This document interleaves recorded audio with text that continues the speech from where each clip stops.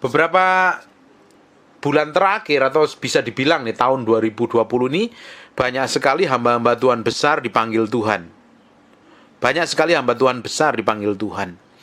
Kalau sesuai Alkitab, ketika seseorang hamba Tuhan itu dipanggil Tuhan, pasti Tuhan siapkan penggantinya.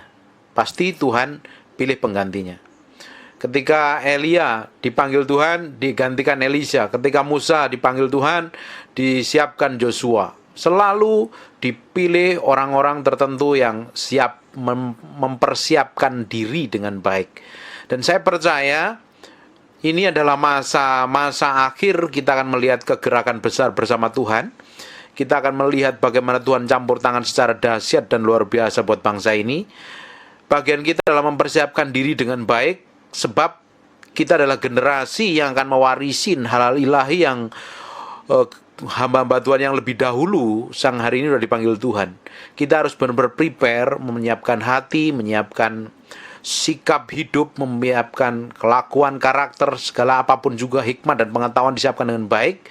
Karena kita percaya bahwa Tuhan sedang mempersiapkan segala sesuatu yang dahsyat di masa-masa ini.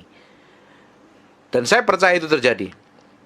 Beberapa bulan yang lalu Maurice Lul dipanggil Tuhan, Riyad Bongke dipanggil Tuhan, dan beberapa hari kemarin Pak Alek itu adalah salah satu bapak kegerakan karismatik di Indonesia.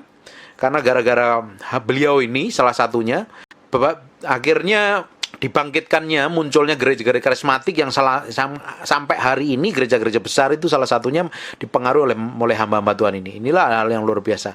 Dan ketika dia dipanggil Tuhan, dan saya percaya Tuhan sudah siapkan penggantinya. Dan penggantinya yang harus meneruskan adalah kita. Hanya kita yang mempersiapkan diri dengan baik. Kita jagain hati kita, jagain hidup kita dengan baik. Kita akan melihat perkara-perkara ilahi yang menyertai hidup kita, dan hidup kita akan dipakai Tuhan secara luar biasa. Amin. Ini penting sekali supaya kita ini hidup ke depannya semakin hari semakin bermakna, semakin memiliki nilai hidup yang di atas rata-rata.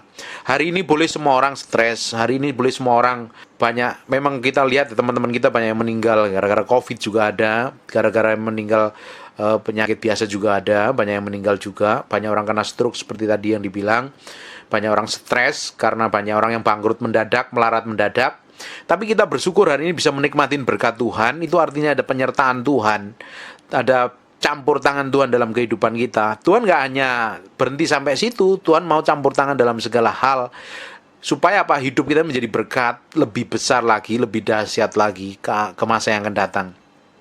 Dan kita percaya loh, masa-masa sulit ini luar biasa sekali ini. Kita nggak tahu ujungnya sampai kapan, kita tidak pernah tahu. COVID ini berakhir sampai kapan kita nggak pernah tahu. Ekonomi sampai resesi sampai hari ini juga kita nggak pernah tahu berakhirnya kapan. Tapi satu hal yang kita percayain bahwa Allah menyertai kita, Allah memelihara kita, Allah mencukupi segala kebutuhan kita, Allah yang kita sembah siang dan malam, Yesus Kristus Tuhan sebagai Raja di atas segala raja itu yang ada di dalam hati kita, Roh Kudusnya, Rohnya yang dahsyat dan luar biasa itu tinggal dalam hati kita, menyertain kita. Dia akan membimbing kita, dia akan menyingkapkan hal yang ilahi, bahkan kita akan mengkoneksi kita dengan orang-orang yang membawa kita ke dalam berkat Tuhan, promosi Tuhan, kebaikan Tuhan, anugerah Tuhan.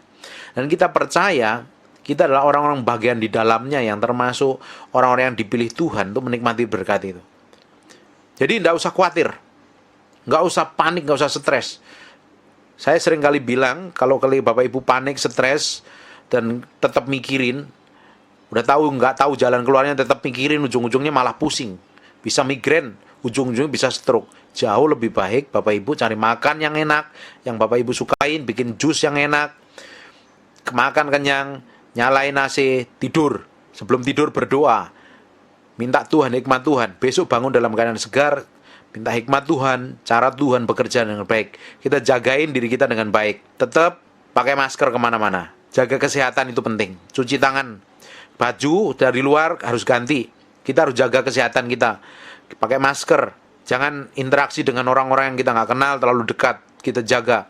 Saya tadi baru dengar berita salah satu teman saya, dia baru udah berbulan-bulan aman, tapi ternyata beberapa minggu yang lalu tiba-tiba penciumannya hilang, dia nggak bisa mencium, penciumannya hilang, ternyata di tes COVID adalah positif. Penyebabnya adalah gara-gara dia interaksi dengan orang yang nggak pakai masker. Hanya satu orang.